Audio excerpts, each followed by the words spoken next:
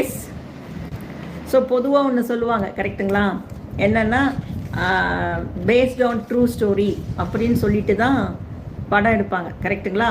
So அந்த படம் வந்து பார்த்திங்கன்னா உண்மையாகவே சூப்பர் ஹிட்டாக இருக்கும், ஹிட் ஆகிடும். எப்படின்னா அந்த அமரன், துரந்தர் இதெல்லாம், கரெக்டுங்களா? ஸோ இதான் ஜென்ரலாக நடக்கிறது.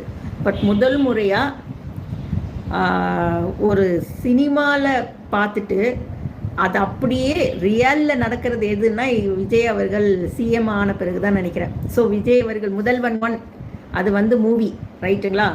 முதல்வன் 2 பார்ட் 2 அது வந்து ரியல். ஸோ இது இவ்வளோ நாளாக ரியலாக தான் நம்ம ரீலில் காமிச்சிட்டு இருந்தாங்க.